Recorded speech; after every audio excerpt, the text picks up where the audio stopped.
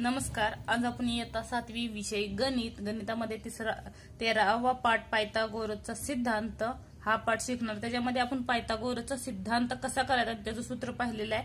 आज आपण पायथागोरसचे त्रिकूट हा घटक पाहणार आहोत. बघा, त्रिकूट म्हणजे काय, 3 घटक असतात. ज्याप्रमाणे पायथागोरस मध्ये काय बघितला, कर्णचा वर्ग बरोबर बाजू वर्ग अधिक बाजू वर्ग किंवा पाया वर्ग अधिक उंची वर्ग हा असतं. म्हणजे बघा, कर्णाचा वर्ग बरोबर पाया वर्ग अधिक उंची वर्ग. ह्या त्रिकोट मध्ये असाच यूज करायचा आहे. 3 दिलेले असतात, त्यातील जो मोठा आहे तो काय असतो, कर्ण असतो. बाकीचा पाया आणि उंची मानून त्याचा वर्ग करू.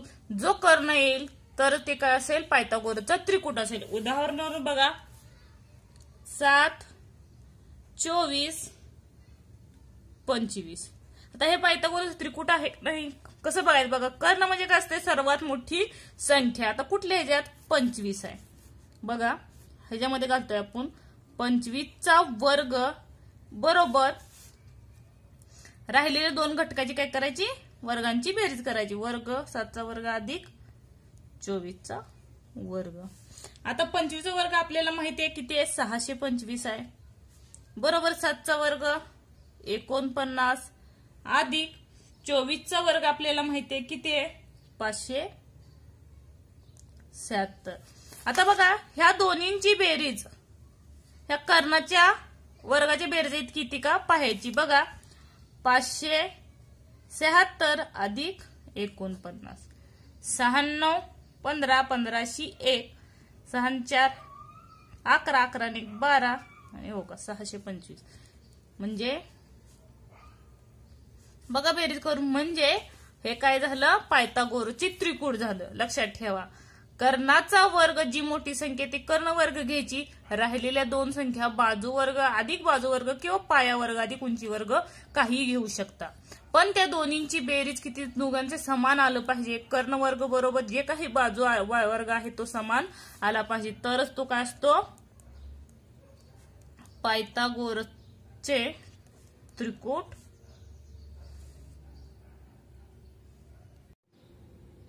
पायथागोरसचे त्रिकूट आहेत. इथं कंसात लिहा वाटलं असतं, 7, 24 आणि 25. 7, 24, 25 हे पायथागोरसचे त्रिकूट आहे. हे असं लिहू शकता तुम्ही.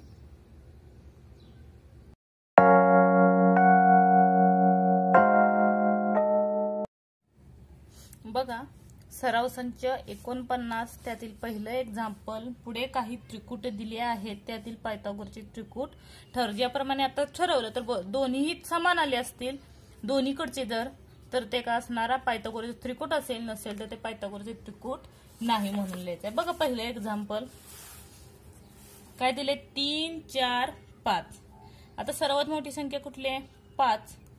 5चा वर्ग बरोबर 3चा वर्ग अधिक 4चा वर्ग. 5चा वर्ग किती आहे, 25 आहे. बरोबर 3चा वर्ग 9 अधिक 4चा वर्ग 16. तर बघा, 25 बरोबर 9 आणि 16 किती, 25. बघा, 16 9 25 येतं. म्हणून 3, 4, 5 हे पायथागोरसचे त्रिकूट आहे. नेक्स्ट एक्झाम्पल बघा, दुसरं काय दिलंय, 2, 4, 5 हे पायथागोरसचे त्रिकूट आहे की नाही हे काढायचं आपल्याला. बघा, मोठी संख्या कोणती, 5. 5चा वर्ग बरोबर 2चा वर्ग अधिक 4चा वर्ग. 5चा वर्ग 25 बरोबर 2चा वर्ग 4 अधिक 4चा वर्ग 16. 25 बरोबर 4 अधिक 16 20. म्हणजे दोन्हीकडेही समान नाही आलेलं, म्हणून 2, 4, 5 हे काय येणार, पायथागोरसचे त्रिकूट. कारण दोन्हीकडे समान आहे त्याच्यामुळे त्रिकूट नाही, कारण दोन्हीकडे समान असेल तर ते त्रिकूट असतं. नेक्स्ट एक्झाम्पल बघा काय दिलंय तिसरं 4 5 6. बघा हे त्रिकूट आहे की नाही. सर्वात मोठी संख्या 6, 6चा वर्ग बरोबर 5चा वर्ग अधिक 4चा वर्ग. 6चा वर्ग 6 6 36 बरोबर 5चा वर्ग 25 अधिक 4चा वर्ग 16. 4 चौक 16. 36 अधिक 25 आणि 16 बघा 5 आणि 6 11 11 4 41. त्याच्यामुळे हे त्रिकूट नाही.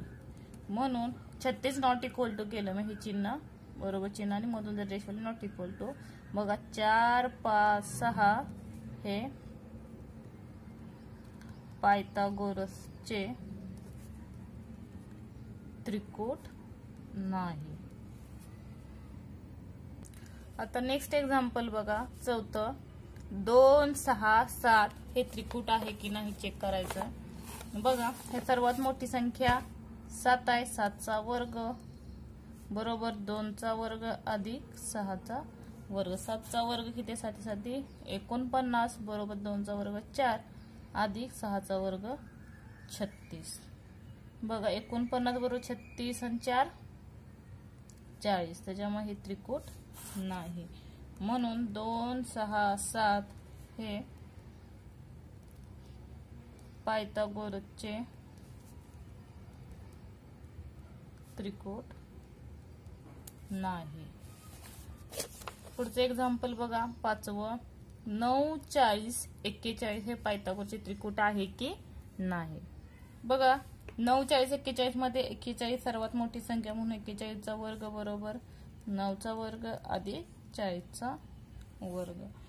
बघा 41चा वर्ग किती आहे 1681 बरोबर 9चा वर्ग 81 अधिक 40चा वर्ग आपल्याला माहितीच आहे असंही करू शकतो 4 चौक 16 वरचे 2 शून्य 1600. याचे सुद्धा काही ट्रिक आहेत बघा. 1681 बरोबर बघा 1600 आणि 81 1681 म्हणजेच म्हणून 9 40 41 हे पायथागोरसचे त्रिकूट आहे. शेवटचं एक्झाम्पल बघा पहिल्यामधलं 6वं 4 7 8 हे पायथागोरसचे त्रिकूट आहे की नाही. आता ह्याच्यामध्ये बघा सर्वात मोठी संख्या काय आहे 8 आहे. 8चा वर्ग करायचा बरोबर नंतर 4चा वर्ग अधिक 7चा वर्ग. 8चा वर्ग 8 8 64 बरोबर 16 अधिक 49. 64 अधिक 1501 4 1 5 1 6 म्हणजे पायथागोरसचे त्रिकूट नाही. म्हणून 4 7 8 हे पायथागोरसचे त्रिकूट नाही. नेक्स्ट बघा मग काय दिले सेकंड एक्झाम खालील काही त्रिकोणाच्या बाजू दिल्या आहेत त्यावरून कोणते त्रिकोण काटकोन त्रिकोण आहेत ते ओळखा. काटकोन त्रिकोण म्हणजे आपल्याला माहिती आहे कसं काढणार ज्याप्रमाणे आता आपण काढलं होतं त्याच पद्धतीने सेम काढायचंय. बघा बघा पहिले एक्झाम्पल काय दिले 8 15 17 जसं आता सोडवतं बघा 8चा वर्ग 64 15चा वर्ग 225 आणि 17चा वर्ग 289. सर्वात मोठी संख्या कुठली आहे 17. 17चा वर्ग करायचा बरोबर 15चा वर्ग अधिक 8चा वर्ग. 17चा वर्ग किती आहे 289 बरोबर 15चा वर्ग 225 अधिक 8चा वर्ग 64. 289 बरोबर बघा 5 आणि 4 9 6 7 8 आणि 2 म्हणजे दोन्हीही आहेत म्हणजे हा काटकोन त्रिकोण आहे. म्हणून असं लिहू शकता 8, 15, 17 हा काटकोन त्रिकोण आहे. इथं खाली लिहू शकता आपण 17चा वर्ग बरोबर 15चा वर्ग अधिक 8चा वर्ग. हे काय आहे? काटकोन त्रिकोण आहे. तर नेक्स्ट बघा दुसरा 11, 12 आणि 15. बघा साधे सोपे आहेत, 20 पर्यंत विचारलेत. बघा 11चा वर्ग किती आहे? 121 आहे. 12चा वर्ग 144 आहे आणि 15चा वर्ग 225 आहे. बघा ज्याप्रमाणे आता काढलं काटकोन त्रिकोण तसंच काढायचं आहे. बघा कर्णवर्ग सर्वात मोठी संख्या कुठली आहे? 15. 15चा वर्ग बरोबर 11चा वर्ग अधिक 12चा वर्ग. 15चा वर्ग 225 बरोबर 121 अधिक 144.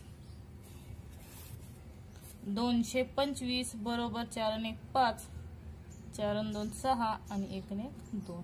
म्हणजे हे काय? काटकोन त्रिकोण नाही. म्हणून 12 आणि 15 हे काटकोन त्रिकोण नाही. म्हणून जे आता लिहिलं तसंच लिहायचं. 15चा वर्ग बरोबर 11चा वर्ग अधिक 12चा वर्ग. हा काय? काटकोन त्रिकोण नाही. तिसरा बघा 11, 60, 61. आता 11चा वर्ग आपण पाहिलाय किती आहे? 121. आता 60चा बघा 36 येतो आणि वरती 2 शून्य द्यायचे. 60चा वर्ग आणि 61ची जवळची संख्या आणि म्हणजे इकडची जवळची संख्या आणि तिकडची जवळची संख्या पाहिजे. त्याच्यावरनं काय काढायचं? याचा वर्ग काढायचा. किती? 61चा वर्ग बघा 3721. बघा सर्वात मोठी संख्या 61चा वर्ग बरोबर 60चा वर्ग अधिक 11चा वर्ग. 61चा वर्ग किती आहे? 3721 बरोबर 60चा वर्ग 3600 अधिक 11चा वर्ग 121. बघा बेरीज करा. 0 अधिक 1 1, 0 2 2, 6 आणि 1 7 आणि 3. म्हणजे हे काय आहे? काटकोन त्रिकोण आहे. म्हणून 11, 60, 61 हे काटकोन त्रिकोण आहेत. कुठला? आता जे काढलं होतं 61चा वर्ग बरोबर 60चा वर्ग अधिक 11चा वर्ग. आता पुढचं बघा 1.5, 1.6 आणि 1.6. म्हणजे अगोदर 15चा, 16चा आणि 17चा काढा आणि त्याच्यानुसार पॉइंट द्यायचे. बघा 15चा किती आपल्याला माहिती आहे? 15चा बघा अगोदर 15चा किती आहे? 225 आहे. मग कसे द्यायचे? ते पॉइंट आहे खाली घेताना सुद्धा बघा 15 गुणिले आपण 15 करतो. बरोबर आहे का? आणि पॉइंट कुठे? 1.5, 1.5 म्हणजे ह्यांची दोघांची केलं तर किती येतं? 225. म्हणजे किती पॉइंट नंतर घर आली? 2. म्हणून 1 2 सोडायचा म्हणजे 2.25. बघा पॉइंट नंतर एक घर, पॉइंट नंतर म्हणजे अशी 2 घर आहेत म्हणून 2 घर सोडायची आणि पॉइंट द्यायचं. तशीच ह्याची सोडवायची. बघा 1.6 म्हणजे 16चा वर्ग. 16चा वर्ग किती आहे? 256. ह्याला सुद्धा 2च घर सोडावे लागतील. परत 17चा वर्ग म्हणजे 1.7चा वर्ग किती आहे? 2.89. बघा सर्वात मोठी संख्या कुठली आहे? 1.7. 1.7चा वर्ग बरोबर 1.5चा वर्ग अधिक 1.6चा वर्ग. बघा किती आहे? 2.89 बरोबर 2.25 अधिक 2.56.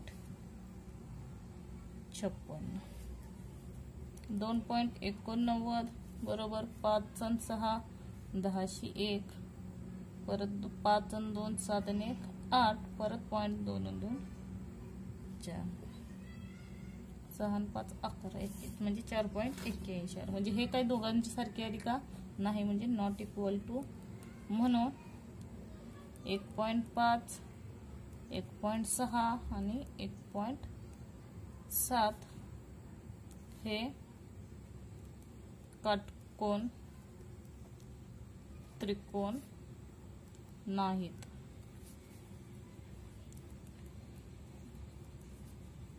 जे आपण लिहिलं तर तेच लिहा 1.5 चा वर्ग अधिक 1.6 चा वर्ग हे काटकोन त्रिकोण नाहीत। आता शेवटचं बघा 40 20 30 आता बघा 40 चा वर्ग 4 चौक 16 परत 20 2 दोन्ही 4 30 3 दोन्ही 3 त्रिकोण 9 वरचे 0। आता बघा सर्वात मोठी संख्या कुठली आहे 40 आहे। 40 चा वर्ग बरोबर 20 चा वर्ग अधिक 30 चा वर्ग 1600 बरोबर 400 अधिक 900 1600 बरोबर 9 10 13 आणि वरचे 2 0 1300 म्हणजे दोघांची सेम नाही त्यामुळे काटकोन त्रिकोण नाही। म्हणून 40 20 30 हा काटकोन त्रिकोण नाहीत। म्हणून 40 चा वर्ग बरोबर 20 चा वर्ग अधिक 30 चा वर्ग नॉट इक्वल टू। धन्यवाद। व्हिडिओ आवडला लाईक करा, सबस्क्राइब करा आणि कमेंट करा। थँक्यू।